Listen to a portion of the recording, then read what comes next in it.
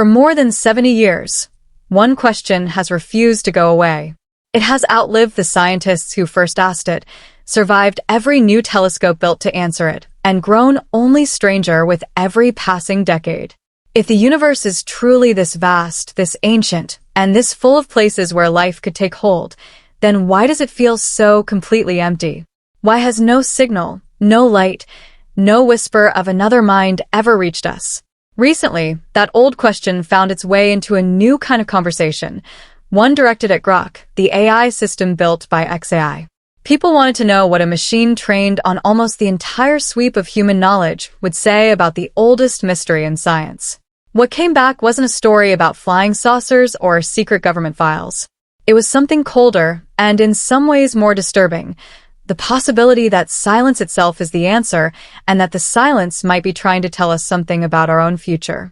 The story begins in the summer of 1950 at Los Alamos National Laboratory, where a group of physicists were eating lunch and talking, as physicists sometimes do, about flying saucers. The conversation was light, almost a joke, until Enrico Fermi, one of the sharpest minds of the 20th century, interrupted with a single question that nobody could easily answer. Where is everybody? He wasn't asking whether aliens existed. He was asking something more precise. Given the sheer number of stars, the age of the galaxy, and the amount of time available for a civilization to expand across it, shouldn't the evidence of intelligent life be obvious by now? Shouldn't we already be surrounded by it? That offhand lunchroom comment eventually became known as the Fermi Paradox, and it has haunted astronomers, physicists, and philosophers ever since. A paradox, at its core, is a clash between two things that both seem true but don't fit together. In this case, the first truth is that the numbers overwhelmingly favor life existing elsewhere. The second truth is that we have never found a shred of confirmed evidence that it does. Those two facts sit uneasily next to each other, and the tension between them is what keeps this question alive. To understand why the silence feels so strange, it helps to look at the numbers. The universe itself is roughly 13.8 billion years old. Our own solar system, by comparison, is a relative newcomer, having formed only about 4.6 billion years ago. That means there was an enormous stretch of cosmic history, billions of years, during which stars and planets could have formed, cooled, and potentially given rise to life long before Earth even existed. Some of those hypothetical worlds could have had oceans while our planet was still a molten ball of rock. Some could have grown intelligent species that rose, built civilizations, and vanished into dust before the first human ancestor ever stood upright and looked at the night sky. The universe, in other words, has had plenty of opportunity. It just hasn't shown us the results. Our own galaxy alone contains hundreds of billions of stars. Missions like the European Space Agency's Gaia spacecraft have spent years mapping the positions and movements of roughly 2 billion of those stars and other cosmic objects, producing an almost unimaginable amount of data, and even that only scratches the surface of what's actually out there in the Milky Way. Then there are the planets. Astronomers have now confirmed thousands of worlds orbiting stars beyond our own sun. Some are scorched balls of gas closer to their star than Mercury is to ours. Some are frozen and lifeless. Some complete an entire orbit in a matter of days. And a smaller but still significant number sit inside what scientists call the habitable zone, the narrow band of distance from a star where temperatures could allow liquid water to exist on a planet's surface. Water alone doesn't guarantee life. But every form of life we know of on Earth depends on it, so when astronomers spot a planet sitting in that zone, it tends to grab their attention. Some estimates have suggested that our galaxy alone could contain tens of millions, possibly more, of potentially habitable worlds. Even if those estimates are wildly optimistic, the underlying point remains. The galaxy is not short on real estate. It has plenty of planets, plenty of old stars, and plenty of time. If life can start in many of those places, and if intelligence can eventually rise from at least some of that life, then Earth shouldn't logically be the only place where the story played out. And yet, as far as we can tell, it is. Before the silence can mean anything profound, there's a much simpler explanation worth taking seriously. Maybe we just haven't looked hard enough. Humanity's search for extraterrestrial intelligence is younger than most people realize, and even our best efforts amount to a tiny fraction of what would actually be required to search the galaxy properly. The first real attempt began in 1960 when astronomer Frank Drake pointed a radio telescope at two nearby sun-like stars, hoping to catch an artificial signal, something too clean and structured to be a natural cosmic phenomenon. He heard nothing. But the experiment mattered anyway, because it transformed an unanswerable philosophical question into something scientists could actually test with instruments. A year later, Drake formalized his thinking into an equation that tried to estimate how many communicating civilizations might exist in our galaxy at any given time. It asked a chain of increasingly difficult questions. How many stars form? How many of those have planets? How many planets could support life? How often does life become intelligent? And, most unsettling of all, how long does a civilization keep broadcasting before it either destroys itself or simply falls silent? That last question is the one that lingers. Even if intelligent civilizations are common, if each one only broadcasts detectable signals for a relatively short window of time, a few hundred years, say, out of a species' potential existence spanning millions, then the odds of two civilizations being switched on and listening at exactly the same moment become vanishingly small. Space is not only vast, it's old, dark, and mathematically unforgiving. Modern efforts have scaled up dramatically. The Breakthrough Listen initiative, backed by tens of millions of dollars in funding, has aimed to scan millions of nearby stars along with the crowded center of our galaxy and a broad selection of other galaxies entirely, using radio dishes and optical telescopes around the world. Even so, compared to the true scale of the search space, it remains a small sample, like scooping a single cup of water from every ocean on Earth and trying to decide, from that sample alone, whether fish exist anywhere. And even when something unusual does show up, confirming it is brutally difficult. In 1977, a radio telescope in Ohio picked up a burst of signals so strong and so unusual that the astronomer reviewing the data circled it and scribbled a single word in the margin. Wow. It has never been detected again, and despite decades of speculation, no one has ever definitively explained what caused it. More recently, a promising signal detected near Proxima Centauri, our closest stellar neighbor, generated genuine excitement before careful analysis traced it back to ordinary human-made interference here on Earth. That's one of the quiet, frustrating truths of the search. Earth itself is loud. Our satellites, radar systems, aircraft, and electronics constantly leak signals into the surrounding environment, and separating a genuine extraterrestrial signal from our own technological noise is an exhausting, often thankless process. Most candidate signals fail that test. That doesn't make the search pointless. It just shows how careful the work has to be, and how much of it we still haven't done. For decades, the search for alien life assumed that contact would look like communication, a deliberate message, a beam of light, a mathematically precise pattern meant to say hello.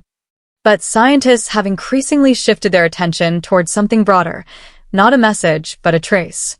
Researchers call this a technosignature, any detectable sign that technology exists somewhere beyond Earth, whether or not it was ever meant to be noticed. A technosignature doesn't have to be a greeting. It could be waste heat from a civilization using enormous amounts of energy. It could be an unusual chemical imbalance in a planet's atmosphere that shouldn't exist without industrial activity. It could even be a large artificial structure subtly dimming the light of its star. Earth itself is a useful case study here. Despite being covered in technology, most of our signals fade dramatically with distance. Researchers have estimated that even a sensitive instrument might struggle to detect Earth's ordinary cellular network leakage from just 10 light-years away, a distance that is genuinely tiny on a galactic scale. If our own signals vanish that quickly, another civilization could be relatively close and still remain completely invisible to us. This shift in thinking is part of why the James Webb Space Telescope has become such an important tool. Webb isn't listening for voices, it's reading light. When a distant planet passes in front of its star, a sliver of starlight filters through that planet's atmosphere on its way to us, carrying chemical fingerprints of whatever gases are present. In recent years, Webb has detected carbon dioxide in the atmosphere of a distant gas giant and identified both methane and carbon dioxide around a smaller, more Earth-like world, sparking discussion about whether it might have a deep ocean beneath a hydrogen-rich sky. None of this proves life exists there, but it shows how far the search has evolved, from simply counting distant planets to actually reading their chemistry. There's a hidden assumption buried inside the original question, one that's easy to miss because it feels so natural to us. The assumption that any intelligent civilization would want to make contact at all. Humans think in terms of conversation, greetings, and exchange. But a civilization that is millions of years older than ours might not share that instinct, or might have moved so far beyond it that the concept doesn't apply anymore. Consider how differently we, as humans, already treat the life around us. A biologist studying bacteria under a microscope doesn't expect a conversation. A researcher tracking whale migration listens carefully, but doesn't invite the whales to a meeting. We observe complex, even intelligent, forms of life on our own planet constantly without ever attempting to speak to them as equals, not necessarily out of cruelty, but because the gap between us is simply too large to bridge in that way. This idea has a name in the scientific literature, the zoo hypothesis. It suggests that advanced civilizations may know about younger worlds like ours, but deliberately avoid contact, allowing those worlds to develop on their own terms. It's a compelling thought experiment, but it has a serious flaw. It would require every single advanced civilization across the galaxy to agree on the same policy of silence, which seems like an enormous coincidence to assume. A darker possibility has taken its place in many discussions, the Great Filter. This is the idea that somewhere along the path from lifeless chemistry to a long-lived, galaxy-spanning civilization, there exists a barrier that is extraordinarily difficult to pass, so difficult that almost nothing gets through it. Maybe that filter is the origin of life itself. Maybe it's the leap from simple life to intelligence. Or maybe, and this is the possibility that unsettles scientists the most, the filter isn't behind us at all. Maybe it's still ahead, waiting for civilizations exactly at our stage of development, technologically powerful enough to reshape our planet, but not yet wise enough to guarantee we survive that power. That idea hits uncomfortably close to home. Humanity has already built weapons capable of ending civilization in an afternoon. We've altered the chemistry of our own atmosphere. And now we're building machines that can think, learn, and make decisions at speeds no human mind can match. For most of Earth's 4.6 billion year history, our planet would have looked quiet from a distance. Oceans, storms, forests, volcanic activity, but no obvious sign of a technological mind at work. Then, in an astronomically tiny sliver of time, that changed completely. We built cities that glow at night, split the atom, launched machines beyond our atmosphere, and started constructing artificial intelligence systems capable of reasoning in ways once thought to belong only to living minds. Some researchers who study the risks of advanced AI have compared it to earlier warnings about self-improving machines, the unsettling idea that once a system becomes capable of designing something smarter than itself, progress could accelerate faster than humans are able to monitor or control. For decades, that scenario felt like distant science fiction.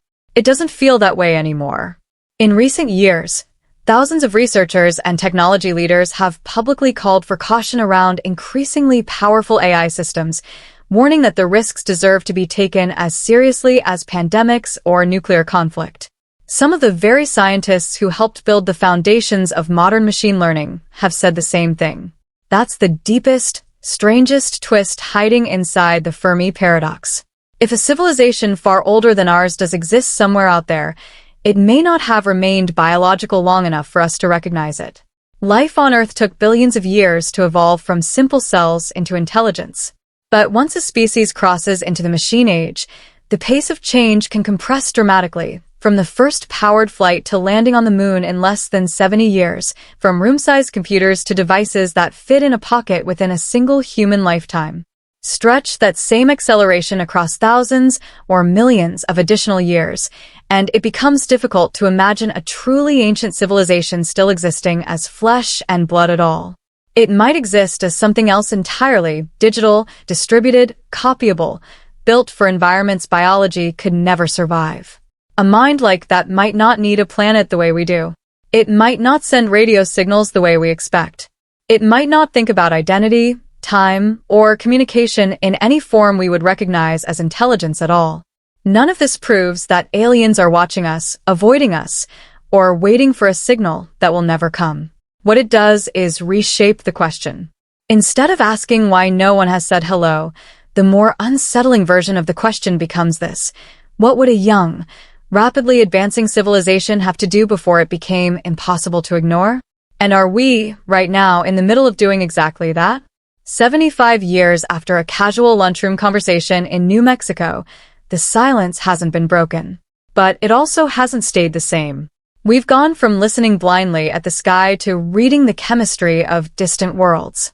We've gone from imagining alien life as little green figures to considering forms of intelligence that might not resemble biology at all. And somewhere in the middle of that search, we've started to realize that the most important clues about why the universe seems so quiet might not be found out there among the stars.